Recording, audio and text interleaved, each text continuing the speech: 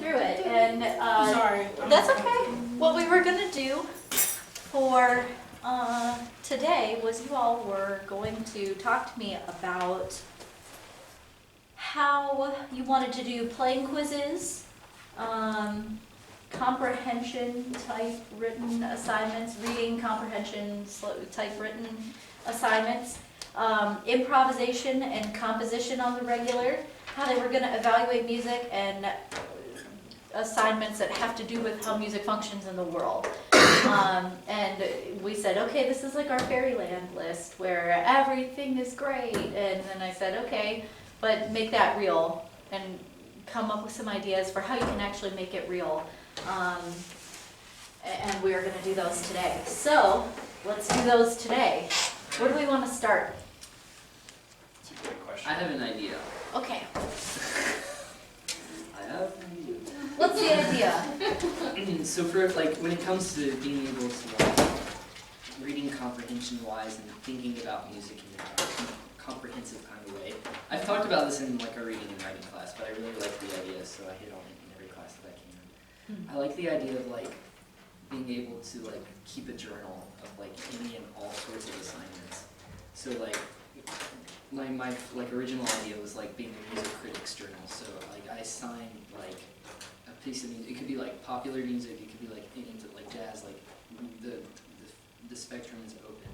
Mm-hmm. And then they like students like write about that like as if they were a music critic. Like this is a good piece of music because it has like this kind of like form or this kind of meter and it does this thing this way or that way. Okay. So I feel like So that's any if kind I of were- music you Yeah. can do. That actually, now, is this hitting your, this is the comprehension thing. Yeah. What does it also hit? One of the things on our list, I'll go over the list real quick, was playing quizzes, the comprehension thing, improvisation and composition, evaluating music, and discussing how music functions in the world. What Matt just said hit something besides reading comprehension. Which one of those does it also hit? Well, describe the journaling again. Just being like a music critic, so listening to music for certain things and saying this is a good piece of music because I like this. Critic. Which of those things also has? Critical. And critic, if you take the verb, if you are verbing critic, what is it? Criticizing. That's one. Evaluating? Nay! Because criticizing, critiquing, evaluating, all those, I mean, if you're assigning value to something when you're criticizing it, you're critiquing it, you're doing all those things, you're assigning value. So not only are we doing the reading comprehension thing, but we're also evaluating. I actually think it might work better for evaluating. Evaluating. Sorry, I put the accent on the wrong syllable. Anyway, the thing I guess about the reading comprehension part of it is, how do we want to work in the idea of getting the score reading done? Will it be just them, because what I imagine a lot of people do with evaluating when they have students evaluate music is they have them listen and journal, and that's really common when there are a lot of people who do that. Some do it way more often than other people, but they do that a lot. But we want to make it reading comprehension. How will that part of it take place? I think, well, I guess before you can have them like be able to read the score list, maybe they have to like have some understanding of like the score and like how it goes with the parts. So I mean, I guess like you have to lay that foundation for them. But maybe like within that, like if you were gonna put it like with that, maybe it could be like something that like every once in a while like you assign them a piece to like go in their journal or something and be like, instead of like I don't know what I'm trying to say. Like give them the score and be like, and just I don't know like. Give them the score I as can't they say what I'm listen. trying to say. So Yeah, you yeah. assign, give them the score as they listen. Is that, am I? I think so. Yeah, and then maybe I don't know. I guess you would have like have them evaluated for I don't know whatever like elements you want them to evaluate. Yeah, it for. might not Like, even have to be the whole thing. right. Yeah, that's possible. I like that. I'm totally going to steal an idea. Dr. Moser, the way he has us do our music history assignments is we listen to a piece, either a YouTube video or just an MP3 that he's posted on Blackboard. Mhm. And a lot of times he accompanies the score or encourages us to go to the library and look at the score. But all we're writing, like his evidence that we've read it is for each piece, and within each piece, each movement, we have one thing that we like, or things that we like, things that we don't like. And it that helps him have an idea of if we listen to it or not. Those are just some suggestions, and I really like the way he does it because it's easy to grade, Mhm. but at the same time, it's not too complicated for students. That's the one thing that for me, I was like, I wonder how they're gonna translate this into something that's not too complicated for, say, high school or middle school students to do something like this, because, well, Heaven will tell you, just based on the email that she got from her cooperating teacher, there are some things that, remember how I said that what we think 7th graders and 8th graders and like all these people, like what they're supposed to know, we assume that general music has taught them all these things and they should know them all. But her cooperating teacher said they know, what was it, quarter notes, eighth notes, half and wholes, right? Those are the ones they know, and their rest correspondence. Yeah, basically. And then they're working on reading the note names in treble and bass clef In 7th grade. in 7th grade. And so we're like, wow, what? But it's a 7th grade chorus. These are kids that don't push buttons and everything else. And so just for giggles, let's try and make this applicable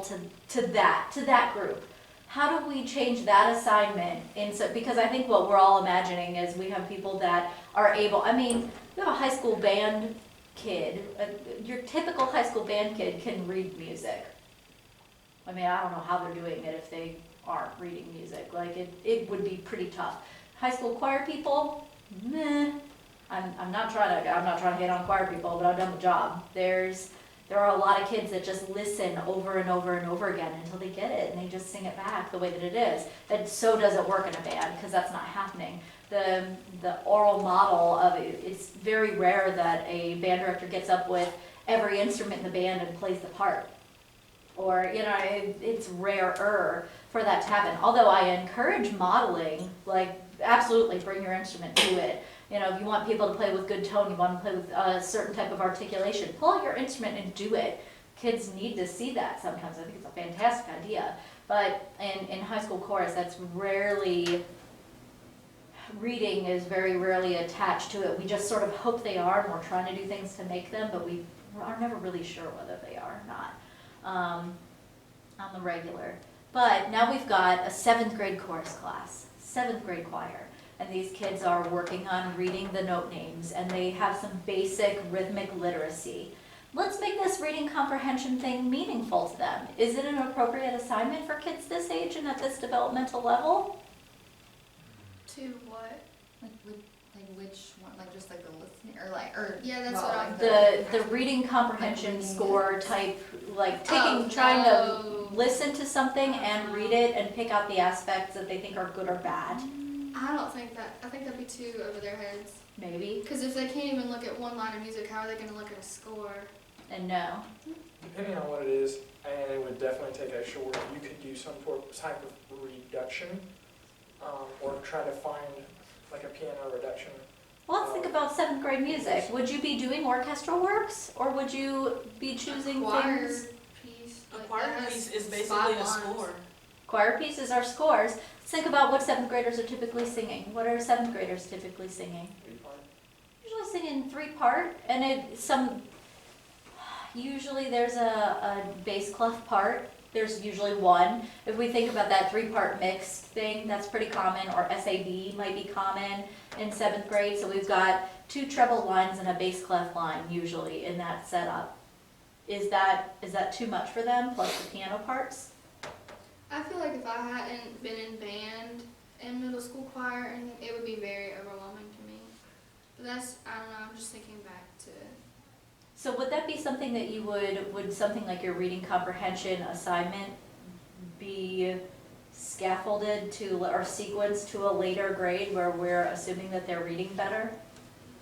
Also, are we gonna have this assignment happen in class or out of class? Because if it's out of class, It's your class. We gotta make sure they're not getting home with too many octavos.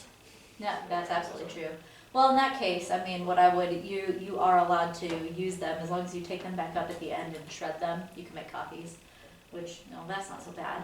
But, yeah, whether you do it in class or out of class is really up to you.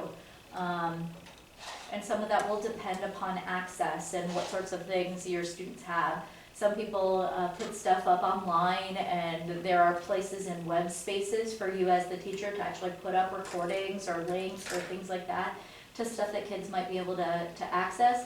Then you might have some kids that don't have a computer at home, which I know seems really weird to a lot of us to not have a computer at home.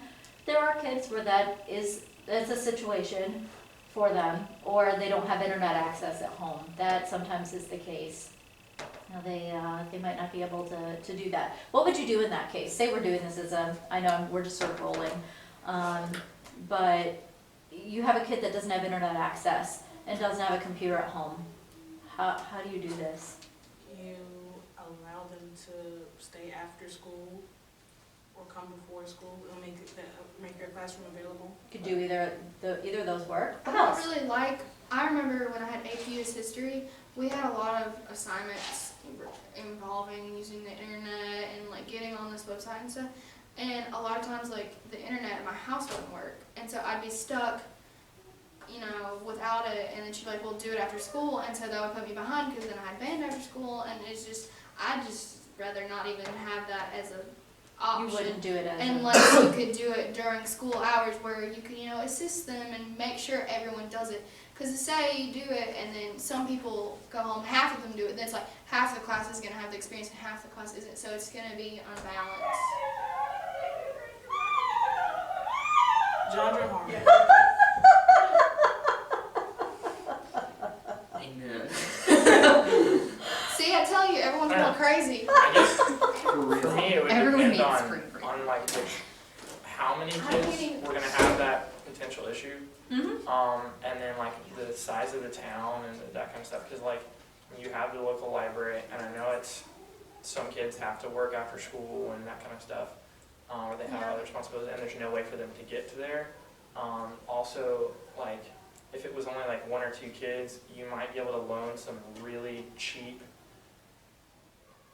playback devices where you could give them an old CD or cassette tape player that they Yeah. could rent out, that you've made a recording of this thing with, Yeah, that you Why not? give to We can these burn kids that CDs. don't have computers, yeah. and just not make a big deal about it, because you can get a thrift store, you know, Yeah, Player. that stuff makes sense. really easily. I just would rather take, because as you can see, the internet's very So spotty. unreliable. So I like the idea of being able to like have a player or, you know, something like that. Yeah. Well, we've come, I hate to use this expression because it's like a savage expression, but kill two birds with one stone with this assignment for the kids that are able to read and comprehend. I think you guys are correct in surmising the idea that maybe seventh graders who likes having seventh graders that she's going to be working with, this assignment might not be appropriate for them just because of where their literacy level is. They're working on basic, you know, even just recognizing it. They're not at a level of fluency or comprehension with being able to read the things yet. So I think it would be good it would be sequenced more appropriately if it were done later. You guys weren't asking, I just gave you a situation and said, would this work? And I think you guys are right that maybe it wouldn't work for Heaven's group. But I think it would work for a high school group. And I think Yeah, definitely. yeah, this would be, and you guys could make a decision based on your own class, how much time you have. What I'm noticing is that people who work on block scheduling with their students and have much longer chunks of time tend to do a lot more writing and journaling and listening type and even composition type activities because they have all of that time and they know, especially in chorus, generally speaking, those kids are not going to sing for an hour and 45 minutes. They're just gonna get way drained. It's too much for them. And so, you know, they still sing for a good 50 some odd minutes, but they use the rest of that time on these other type of activities. I've never minded block scheduling. I know some people don't like it, but I don't think it's all that bad. I still saw my kids every day, so, and we were on block. Although I've been on regular schedules that had 9 periods a day, non-block, and I got to take band and chorus every day, so, you know, it can work both ways. I'm not an adherent to Did one or you the other. take both band course or you taught both? When I was a high school student, my first year, I actually took band, orchestra, and chorus. So, but I didn't, after that, 3 groups was a little too much, and I needed to actually fit some more, like, academic classes in. Nah. I had to do a few more non-music academic classes, and they needed me as an orchestra player. They needed me more in the wind section than they did in the string section. So, and winds always met with the orchestra after school, a couple weeks before the concert. They needed an oboe player more than they needed another violinist. Oh boy. So, yeah. Oh, boy. Oh boy! Oh. And what did it used to be called? Boy. Oh boy. Hautbois. That was the original Oh, boy? French name for the. Yeah, that's the one. Oh boy. It's like, huh, okay. Yeah, you lost me. Nah, my bad. All right. So we have that assignment, or those 2 assignments Sort of. that are kind of combined, Something. maybe, or they don't have to be combined. Whatever. How often would you do these journaling / evaluating type of things? Matt, this was originally your idea of having the I imagine it music being like a weekly thing. once a week type of deal? Couple times a week maybe. Yeah. Once, twice a week. It depends on your schedule for the Yeah. class. Because if you only see your band once a week, or I mean, I don't even know if that's a thing, or you see them I every hope day, I hope not. Probably or every somewhere. other day. Yeah. Somewhere over the rainbow. So I guess it kind of depends on for that as well. So you could conceivably do it 1 to 2 times a week. Yeah. And if, for example, you know, even if you didn't like it all that much, if you had them 3 times a week for 45 minutes, you're probably not going to want to take all of you're not going to want to take a 10-minute chunk of time out of your 3 times a week for, you know what I mean, with all the other things that you're going to want to do also. That 10 minutes is going to be precious to you. So that could be a situation where you may get a homework assignment and it just becomes a culture thing that you do, and then you cross that bridge when you get to it, you know? But if you want to do it in class, keep doing it in class, and you just you cut somewhere else if it's something that's really important to you and you want to do it. But we decided these were things that were important to us. We said we really want them to be able to do these things, and so we're making this happen. All right, how about playing quizzes? That was our big one. We wanted to have lots of playing quizzes. We'd want to be able to have them individually in small groups, and we'd love to have them every day. And hopefully when you went home and thought about the real world, you said that's not going to happen. Yeah. So what did you come up with as being a realistic situation? Saying, how often can we do this individually? How often can we do this in a small group? I know what I really liked, and we did this in middle school, is we had like every week we had a practice log, and you were supposed to practice like an hour and a half every week. And so on Friday you would turn in your practice log from the previous week, and when you would go into the room to, like Friday would be, you could stand out in the band room and practice the things you needed to work on, and then when you went to turn in your practice log, you played what you practiced for the week for your teacher. So it's like Friday was specifically turn in your practice logs for the week and show me what you practiced.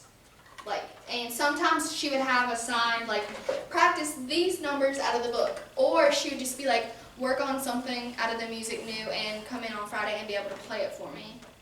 So it's like sometimes she would have very specific things that she graded, or she would just grade to see if you actually practiced for the week.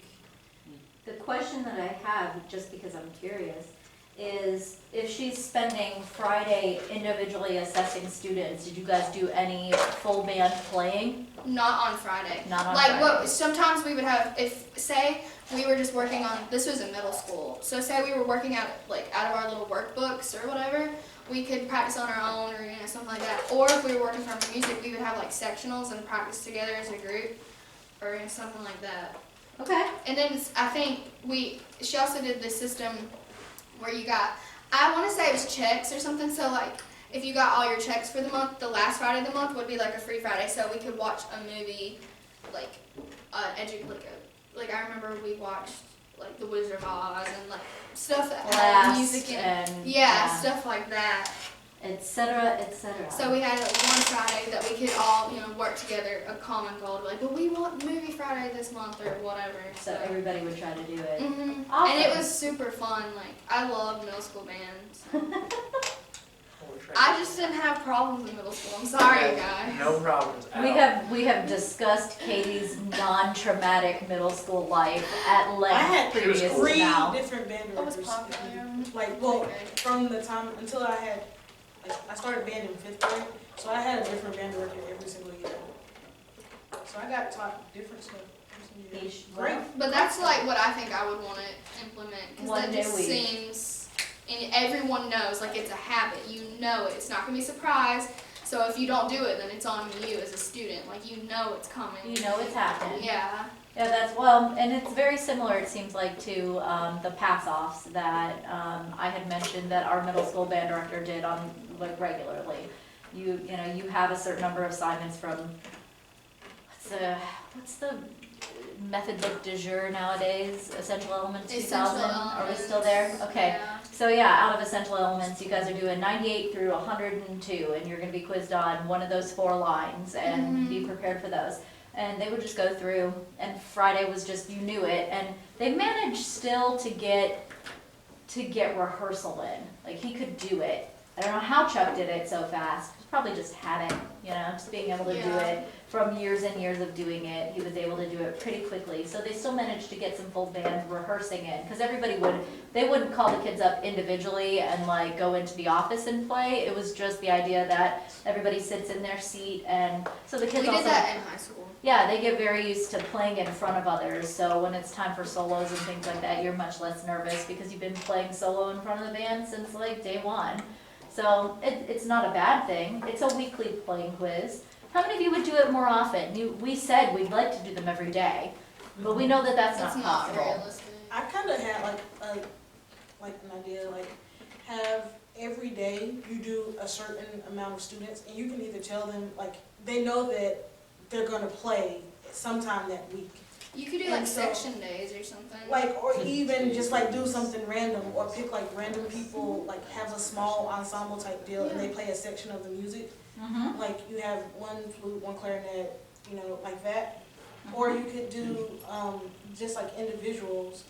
Every day you have a certain number of people that, you say, well, what did you, like, they have something that they are going to play for you. Responsible for. They're Yeah. gonna play for you every day, and so you take 10 minutes, beginning or end of rehearsal, or in the middle of rehearsal, give everybody else a break, and they play. Then you are actually doing it every day during rehearsal. Yeah, and it's like, you can tell, well, tomorrow is gonna be this person, and, Or you could like codify at the beginning of the semester and split the whole band up into like 6 groups or something, yeah, and you could roll a die. and say, All right. who won? Yeah, It's gonna be you today. That's Right. who it's gonna be. Hmm. Do you guys think that, as long as you kept track of it, so that you made sure everyone. yeah, keeping track is number 1, and then 2, how large would how small, what's the largest number rather of individuals that you could have in a playing group or singing group before you would not be able to accurately assess them as they're doing it? I feel like it would be one person from like each section, or like one each part. part, like Mhm. of each section. Like if you have 3 flute parts, then just have the 3 flute players, because you're gonna have like one player on each part, kind of like that, because you can hear each individual, but like not more than like 2 or 3. Not more than that. Yeah, Like, I don't know, a problem I could see coming from that is you'd have to be super careful on the instrumentation of these different groups, because like, while it will improve individual playing abilities, like if you have major gaps in whatever section you're playing, it's gonna be difficult for them to play together, but on their own, if you know what I'm saying. Yeah, I but think I know what like, you you mean. could also do it like individuals, like, okay, you're gonna play this section today, and you're gonna play, and after they play, you're gonna play, after they play, you're gonna play.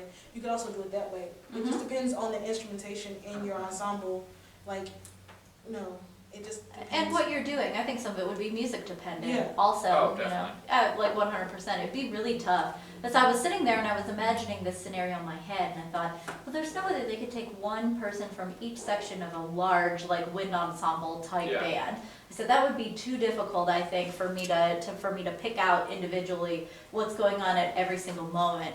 Which is also the reason why I think it's really hard to, if you don't do any kind of individual assessment, to assign an individual grade is like bunk to me, you know what I mean? Like that's why I think you can't do it, because if we can't even do it with, say, 12 players, if there's 12 different parts going on in the band, then we would have trouble picking it out. How do you do it times 6, you know what I mean?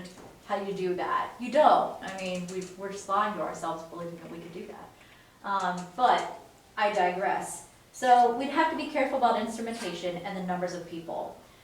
Let's discuss the specific problem of choruses. Because they are a I don't mean to talk negatively about chorus. I'm looking at Jordan right when I say this because it's, you know, that's her area, it's my area. I've lived this experience before. We've had the discussion about me doing essentially singing tests in like the nicest and most humane way possible and still being called out for being like a terrible person for having these kids sing.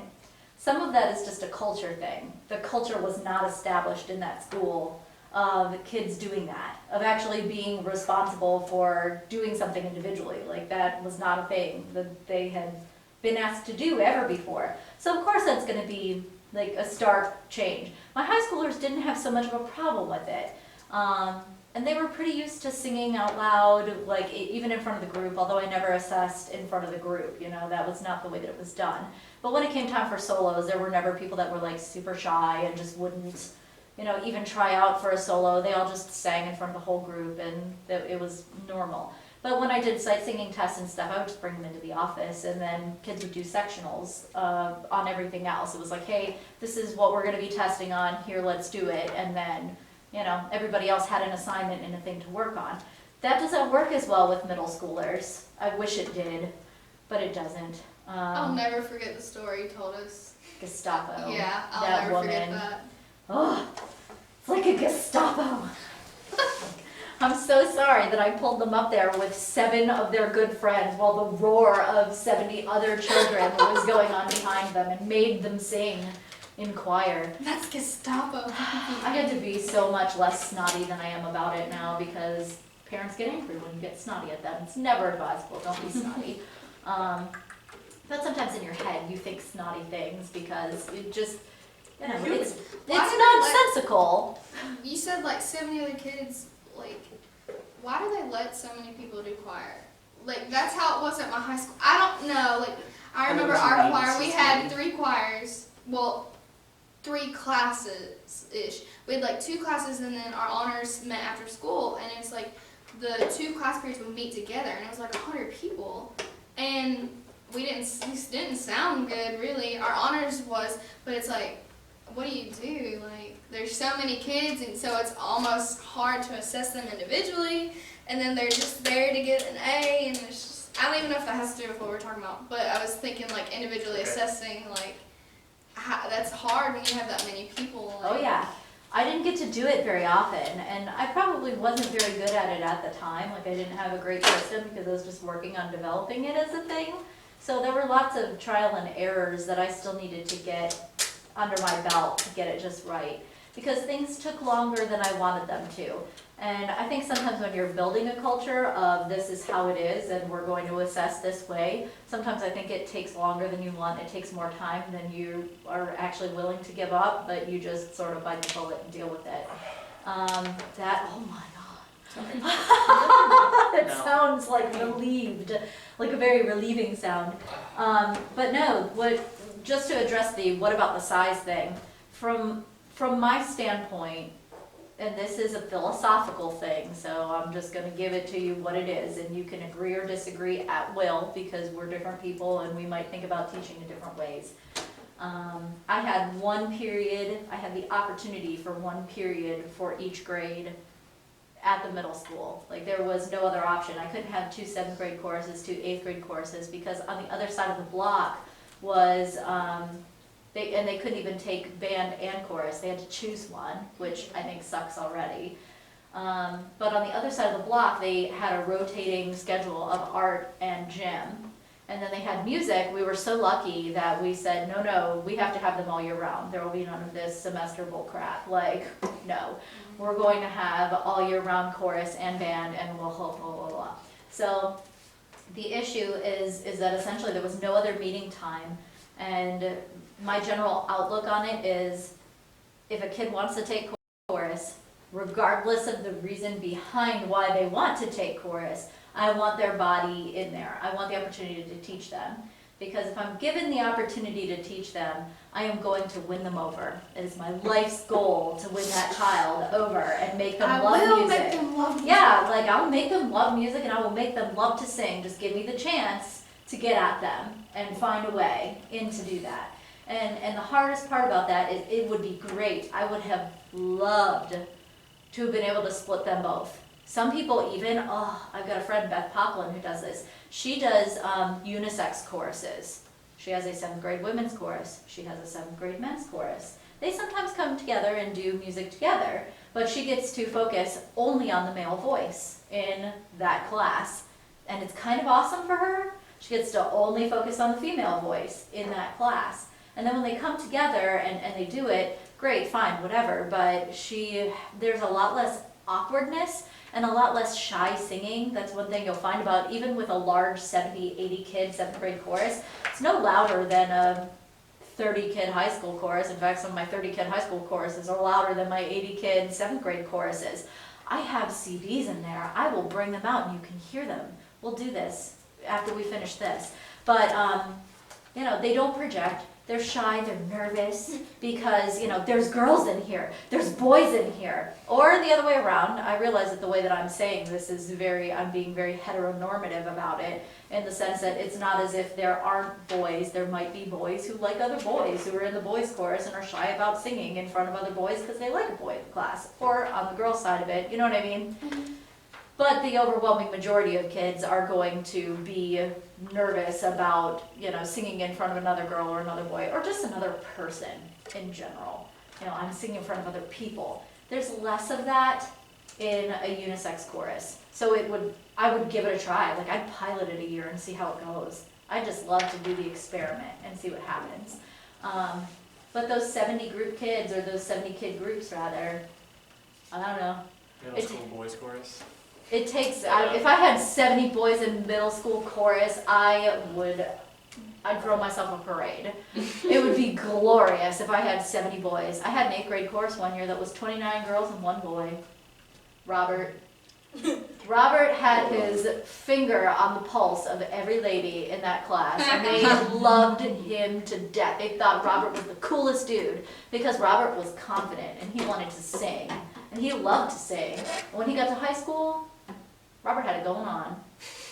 I'm not gonna lie. Stacy's mom. Stacy's mom.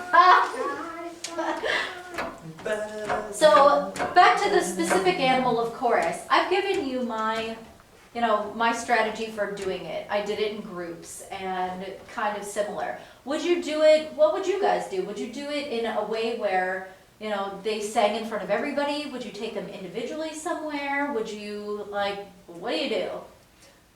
How do we handle this? I would do it individually. You do it individually? My personal preference. I don't know if for any specific good or bad reason. I just feel like they'd be more willing to show what they actually know, are willing to work with the situation better if they felt like it was just between a small group of people. Mm-hmm. Do you think you could do it with an animal chorus of 70, 80? That's what I don't know. That's why I'm always hesitant about it. I'm like, maybe not. Just depends. Yeah, for me, it would depend on the situation. I think a lot of it would have to do with the environment of the room, the size of the room, what's available. Is it realistic to just pull them to the side a different part of the room, or is there an office, or all sorts of different factors? I don't know. my office was up a small, like 2-3 stairs and down a short hallway where there was a practice room, another practice room, and then my office, like right next to the outer doors. So, no joke, I would not, and I had a piano in there and it was great, and that was very happy for me when I wanted to do my own thing while the band director was doing anything or whatever. But as far as taking kids there while the rest of the class is essentially 30 to 50 feet away, nope, nope, We nope. messed with a student teacher one time and all hid in the practice rooms while he was supposed to be watching the class, and it was hilarious. That, Mean. how cruel. You're Mean. we didn't. We had, That is another, mean. no, Semester. So horrible thing No. happened in 7th grade. Horrible, wretched thing happened in 7th grade. You're Like, sorry. It's terrible, and I pray that this never happens to me or anybody else that I come into contact with. Everyone hated my 7th grade math teacher, Mrs. Walters. Everyone hated her. Everyone hated her. After lunch, she brings her cup of tea into the classroom.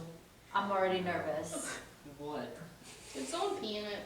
No, about 5 or 6 brave souls spit in her tea, and she drank it Oh, I would have puked. and did not know. To this day, she does not know. Oh, probably good Well, that she doesn't Yeah, know. this is If she ever watches this No one video- should ever tell her that. Yeah, no Let's one let ever that die. communicate that.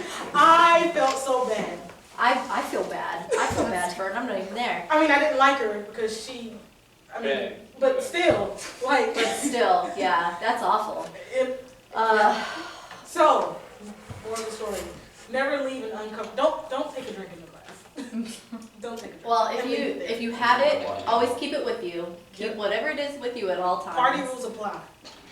Yes. Party rules apply. So Jesus. individually or as groups, And if you we don't know. put it down- Some of it depends on your situation. And it's just using good judgment and it's using what is gonna work for you. Know that the first couple times that you do any of this, it's probably not gonna go the way that you hope it is. Like it rarely goes exactly how you want it the first time that you do it. It takes longer than you think it's going to take until your kids get used to it, until you get used to it, until there's a system in place. It takes a while to get into a groove of individually or even as small groups assessing. So how often, we've said we could conceivably do a 1 day a week individual playing quiz in a band or orchestra that meets every day, like, or even 3 times a week. We could conceivably do that and it would not take too much of our time to do it. What about in chorus? Some of it depends on the size, but Yeah, I think also it depends on like, when we're talking about like singing tests, are we talking about like singing and music or sight singing, or both? either or. Because I feel like if you're talking about doing like, because my freshman, like the choral director that I had my freshman year, he would like, when we've been working on a piece for a while, like 2 weeks or so, he'd be like, okay, next week we're gonna have a quartet quiz on this at the end of the week. Mhm. And then he would just like randomly choose someone from you. So like you could be called on, but you weren't necessarily going to be called on. So I don't know, like, so I feel like if you're doing that, then you have to like wait a little bit until you like introduce the piece enough. But for sight singing, I guess, I mean, you could do that as much as you want, as much as time would allow. So maybe, I don't know, because I feel like sight singing is probably better if you do it individually, just because like if you have like 5 kids come up and sight sing, then they're like listening to each other, and then some aren't necessarily sight singing, so you don't really know what they know, and then I don't know what I'm trying to say. I feel like I'm just rambling now, but if you I know what you mean. I know exactly what I you feel mean. like if you dedicated some time where you could do like at least a portion of the students every week, if not, like, I feel like if You you could were eventually hit individually- everybody.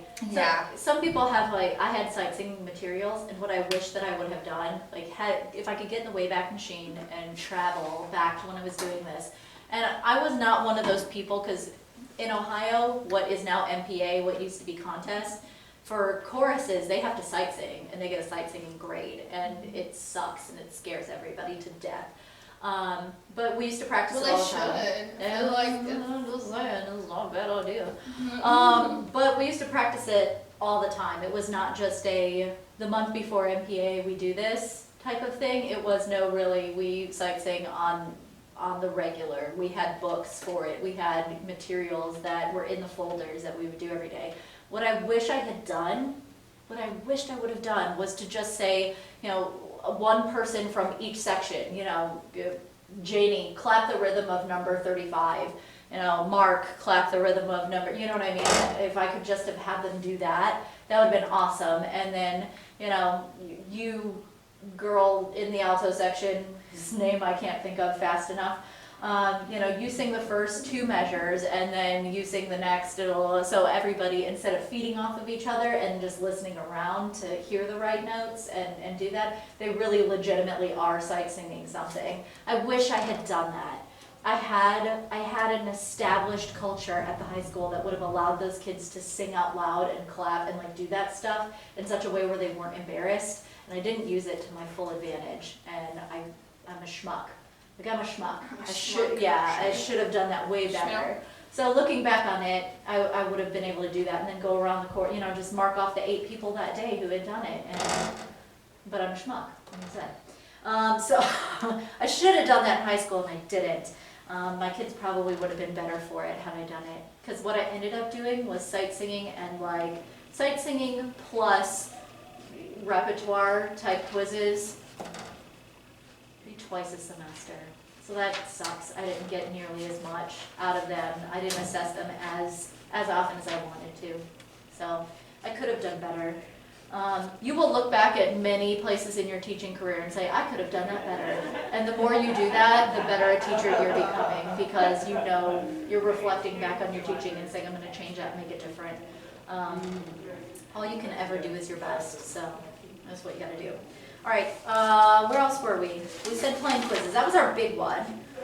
We're still at the place where we go, yeah, once a week. You know, once, maybe twice a week. We think we can get away with it. It's good. How about this improvisation and composition thing? How do we do this? I know this was your thing. And this might only be realistic for high school and maybe even upper level high school. You know, I see it as when we're working on a piece, we give them, maybe we write out the melody or a main theme from the piece for all the parts. Because like, you know, a lot of times all the parts are not going to have the melody. And so they, not only do they have a piece, but they have what the melody is written out for them.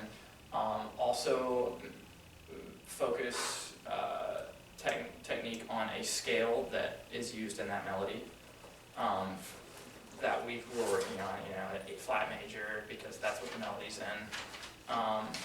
And then I'm not entirely sure how it would look, but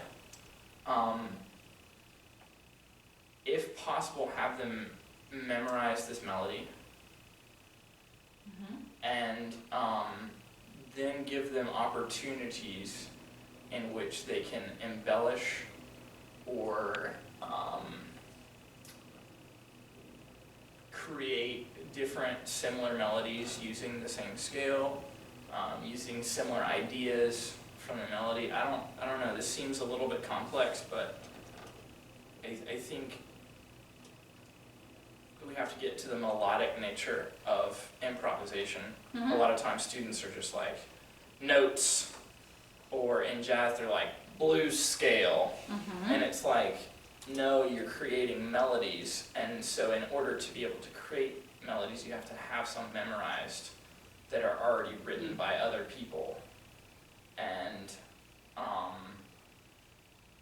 know, I'm not entirely sure how it would look specifically, but that's how I see it, like big idea. You guys think that's feasible for a high school group? I even think it's feasible for younger groups if you choose simpler melodies. Yeah, Like, or very small sections. I mean, we did in that the- in elementary ed. I mean, in the methods books, you have all sorts of Old MacDonald and Mary Had a Little Lamb and cross buns. So, like, being like, hey, look at this number, and I want you to memorize this. And I mean, you could do small things with them, like, I want you to turn this into, I want you to play all these in eighth notes or something like that. And then just, Find it, well, I think I'm gonna go with here and just say, one of the things that scares kids, and you guys have heard me say this a million times, what scares kids most about composition and improv? What do we tend to, It's Failure. open. failure, And they it's can do too that. open, yeah, like, what do I do? There's like every choice in the world, I have all the notes to pick from. Yeah. I have all the rhythms to pick from, I have all the blah, blah, blah, blah. What if we just had, baby steps, let's think baby steps for our younger groups, because I think this is totally feasible, and I don't think it's infeasible, not feasible, for young kids. What if you gave them a melody that they had to memorize and then change the other elements that they have to improv on? Like, change the rhythm of this melody that you already learned. Change make it dynamically different. Mix up the articulation of it, you know what I mean? Do something different with those things. Then, you could just have the parameters based on that for your younger kids that are just getting used to improv and doing it that way. Then the parameters are like way boxed in. And then your older kids, the more when it's like, okay, here are more choices for you. You can mess with. Yeah. And And I think that the biggest thing that you're gonna see in your students is confidence, but also everyone's gonna know the melody of all the songs that you're working on. yeah. And then, Ooh. and then they're gonna want to make musical decisions. They're gonna be like, oh, I can play this in different ways. Mhm. And while, you wanna emphasize playing it how it's written, they have musical control. Yeah.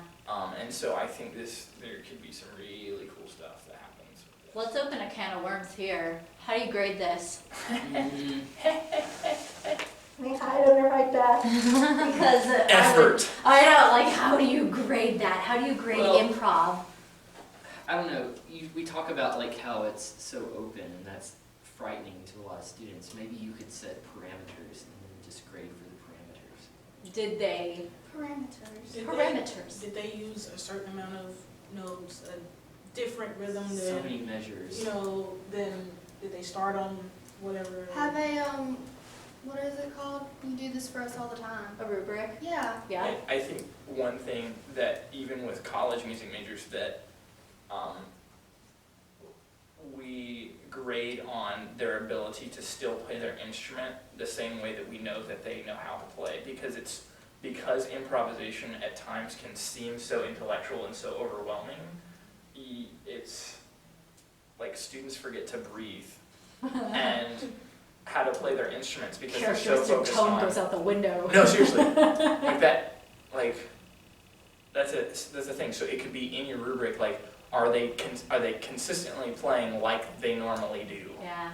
You could do a checklist, you could do a rubric, Yeah. yeah, all those things. You just have to come up, have a justifiable reason. What I always want you to do whenever you're deciding how to grade kids is to look at it from the parent standpoint. Imagine yourself as a parent and your poor little boo-boo gets like an F on something. Why did the teacher give boo-boo an F? I don't know why I picked boo-boo. You come up with the strangest names. I know, it's, Jim Bob. Jim Bob, Boo Boo, Jazanthopus, all these names. So these are all things. Also, grade on the memorization melody. Yeah, As make sure that they, unless they're messing around with the melody, in which case, Well, yeah, but Then who knows, you but- can't even have the improv really until they memorize the Till they know melody. it. So. How often do you guys want to do, now that we've talked about what it might be, what it might look like, when is the doing of this? When does this happen?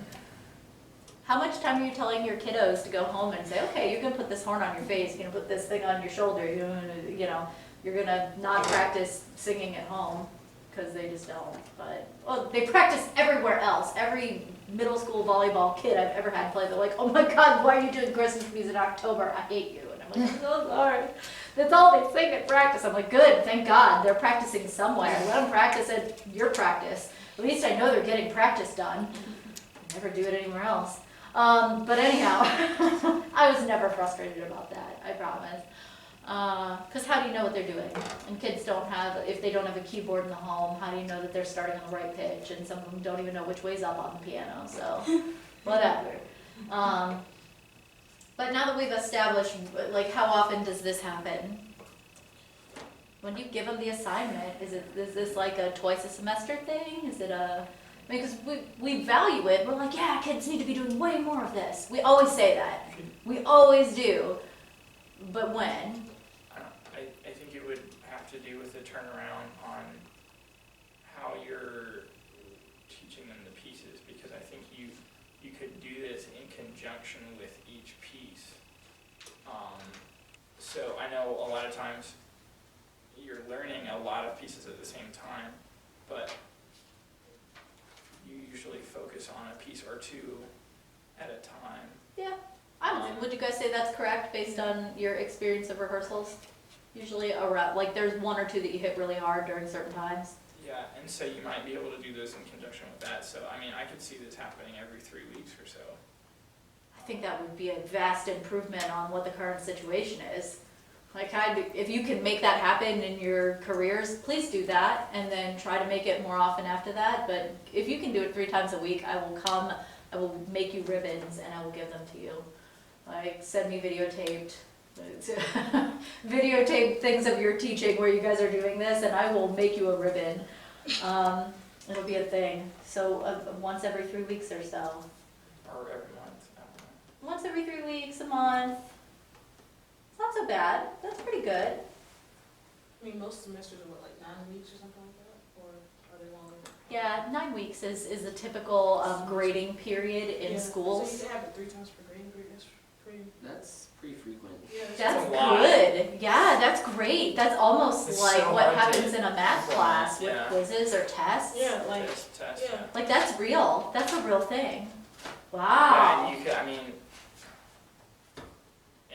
and within each 3 weeks, I mean, you would have to codify so much of this ahead of time, and like, In something have like say a certain sub-goals. handbook or yeah, and I something like that. have sub goals where it's like, okay, our playing test on this Friday that Is we gonna have be every this. Friday.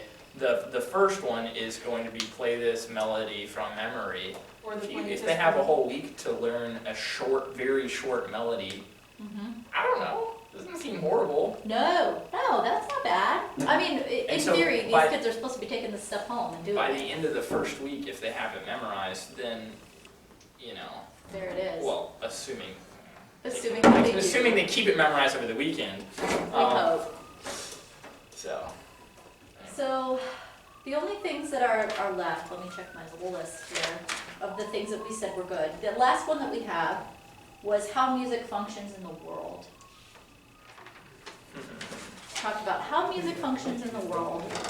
Frankly, choir people, we have it way easier here than everybody else does.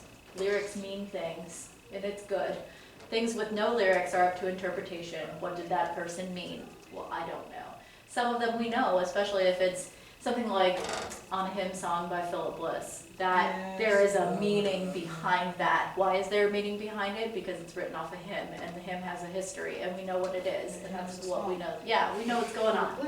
And yeah, so yay, we have a heads up there because the language is involved. Unless we're singing oohs and ahs and only vowels that mean nothing, you know. Do you hear that? I was playing the song. Oh, No, I hear something else though. Yeah. but what about band and orchestra folks?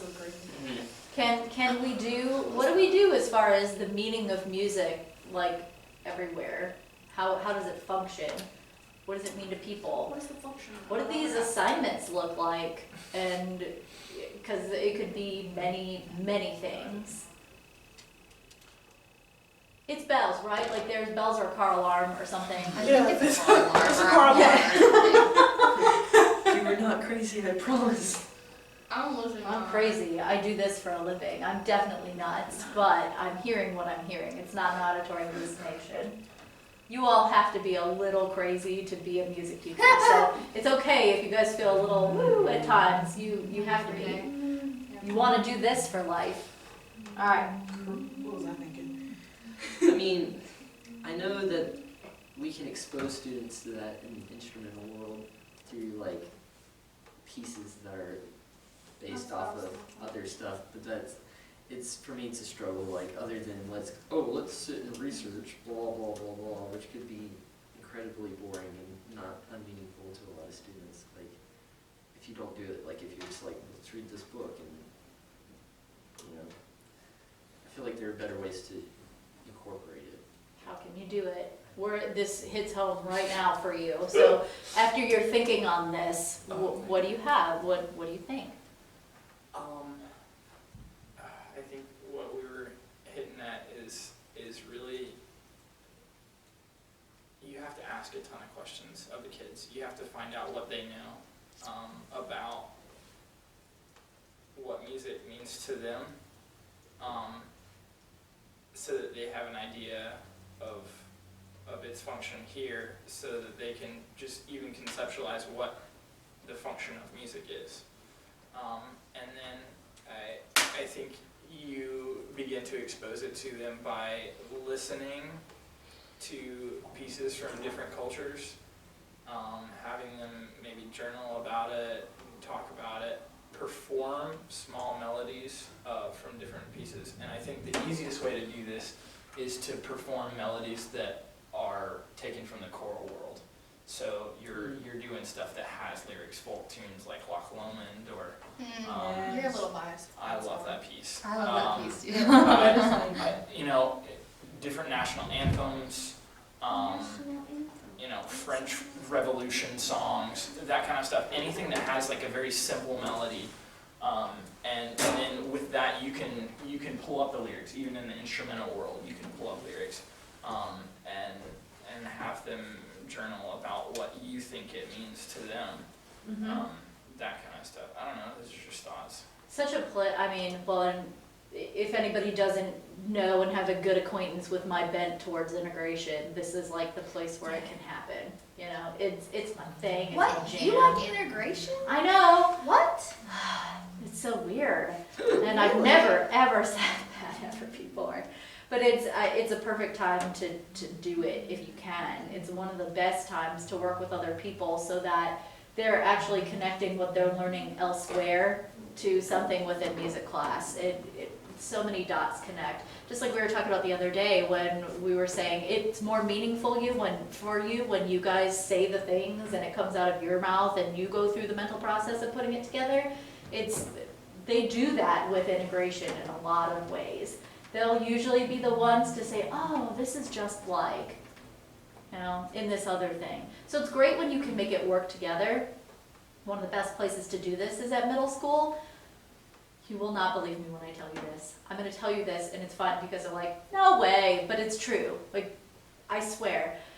A lady that I worked with at UNCG, her name is Sarah Massey. Her dad, and she's an older lady, she's in her 50s or so, late 50s-ish.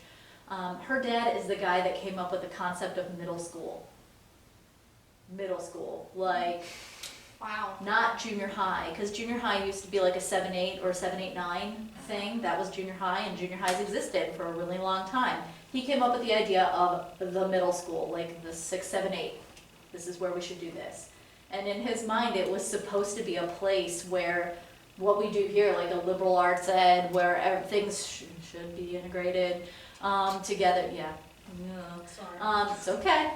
But where there's a lot of integration happening and it's meant to be this way, that was like his plan for this. He said this is the perfect time to do this. Developmentally, they're ready to start making these connections and to do this across subject matters and across, so he said that's the time to do it. And there are people that really 100% still believe that. The principal I used to work for was that kind of person. I mean, I've said it before, I'll say it again.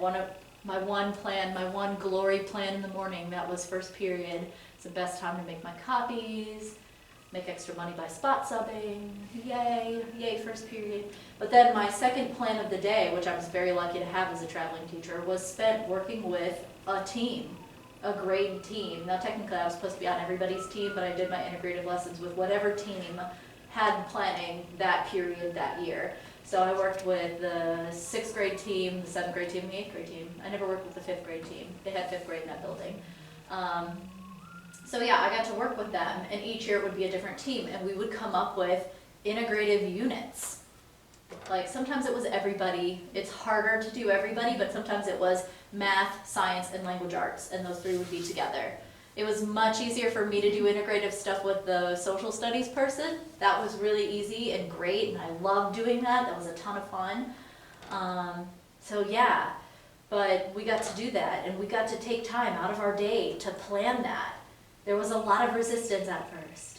There was a lot of, this sucks. You're taking away my planning period and make us plan. Yep. Remember that argument that my parent had with me about kids singing in choir and why that was ridiculous? Like, why are you making my kids sing in choir? Why are you making us plan during our planning period? Oh, gosh. Ah, I wanted to check my email and get a cup of coffee. That's what I wanted to do. So yeah, those arguments didn't last very long. It was, you're gonna do it. But this is an awesome time to actually do it. So it could be that you can have someone else take part of the load of doing this. If you have another faculty member that's willing to do integrative things with you, some of these things might be able to be done in their class, or the other way around, you know what I mean? It might be a little bit of both. I think the journaling could come in here too. I mean, we've had people say bell ringers before in this class. Bell ringers, you have a thing, you have a prompt, you have a journaling prompt that you have to do. There could be that there's a piece playing on, when the students are coming in, or just after they're all supposed to be in, but while they're still milling about getting their crap like they always are, because that's what happens. The bell rings, and regardless of whether it's choir or a band, they're never sitting in their seats exactly on time. They're still getting stuff. But if you start the music when, you know what I mean, and the expectation is that even though you're still moving around, you're not talking and you're listening and thinking about whatever it is you're supposed to be thinking about, and then you write it, okay. I mean, you could do that some days of the week, 3 days a week. One day it could be towards your critiquing journal. One day it could be towards your connecting journal.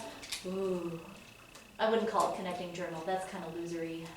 But call it something else, you know what I mean? That could be awesome. Okay, sorry. I just had my moment. You can have your moment. Thank you. I appreciate that. No, I'm glad we're just kind of spitballing things. What do you guys think about that? What would you change? What would you do differently? Or does that sound good, or does it sound bad? Does it sound conceivable? Like, my way is not the best way necessarily. You know what I mean? It sounds good to me right now, but feel free to poke I think holes it in it. depends on the need of your students. That's my opinion. Yeah, It's kind of hard to say that right now because I'm not there. Yeah, and everyone's has had different experiences, and I think as your own personal teacher, you have to try to do different things Yeah. and experiment and that sort of thing. Sometimes you're stuck. Occasionally you get told that you're going to do something whether you want to or not. Part of the reason my kids started journaling is because we had to. Every class had to have a written component. That was fun. I like journals. I don't mind them, but I did it first because after a while, when I wasn't really thinking about it, when I was thinking of it more as a chore instead of an opportunity, I had a hard time coming up with prompts and thinking of meaningful things for them to write about. But then I started thinking of it as more of what can they learn while they do this. And then it started becoming a lot easier. But at first I was just really mad at being made to do something I didn't want to do. Because I'm really sassy. I don't know if it, most people have an idea that I don't always like everything. And I'm vocal about that. There are things I don't like, and I make it very apparent that I don't like them. And so I was having just a really good time railing against it instead of using it as something useful. So I suck, but it got better. We've actually found a time for this, everyone. We have found a time that functions of music, that all of that, I mean, other ideas that might be useful for functions of music might even be, I'm thinking about ensemble classes here. You could have, there's always that time, and I wouldn't want this to be the only time of the year, but you know how there's that lull period once you're done with concert music, you're done with your concert music near the end of the year. I would always teach opera during that last time in chorus, because we never had time any other time. We would study one, it would be great. So that was cool. But that would have been a great time to do a functions of music project of the children's choosing. That would have been sweet. I wouldn't have wanted that to be the only time they did it, but I think it would be a great time to do a capstone thing for them to be able to do more than just journal. It would have been cool. I used to do a general music unit that was a ton of fun with functions of music. It's a lot like what I was talking to you about with the significant adults in their life and then taking that further and further. I used to do that with them. Also to involve parents and families in your schools. As much as possible, involve parents and families in your schools because you're gonna be assessed on your ability to do that. And no school is ever sad that you're involving parents or adults in the school system. They're always happy that you're inviting other people in to do this stuff. So I'm willing to bet that it's about time for us to wrap up. Around what time is it, Adam? 2:24. It's right around the time the other day when we did that. So this is not bad. Does anybody have any questions about this stuff? Do you guys want to talk about rubrics or any of that kind of jazz? I mean, you guys can see what my rubrics look like, but You have really nice rubrics. well, thank you. But I don't want to assume transfer and assume that You're not assuming transfer. You've read a Well, ton I of feel rubrics. like if we've, you know, we've done our lesson plans and we've seen your rubric and you've graded us on them, So we've we're- looked at them. we start teaching those choral lessons the next Thursday, not next Thursday. the Wait, Thursday we get back. aren't you Thursday we get back. yeah. Tuesday? Because Not Leprechaun. Yeah, I'm gonna be gone. It's gonna be the Thursday, but they're gonna be, Leprechaun. you and Wait, Brandon Why and is it- Kevin are gonna be gone, Is that but you guys will Thursday? teach the next Tuesday. All right. That's why I call it Leprechaun. 'Cause That's said- actually, that's Dr. Sparty's birthday, everybody, so When even is- though I'm not here, you'll have to 17th. wish her a happy birthday. Oh, Tess, we'll know it's her birthday. Oh, well, Every year. you all will have to do it. If anybody is interested, what I'm gonna bring in, I have examples of the high school and middle school voices for those of you that are not necessarily familiar with them, and I can give you the approximate sizes of these choruses. And I've got several years of them, and I would just play short excerpts. So if you wanna take like a quick break and then come back, if nobody's back, I'm not gonna be insulted. So don't think I'm gonna be sitting here waiting on you. Either way. Oh. I mean, I mean,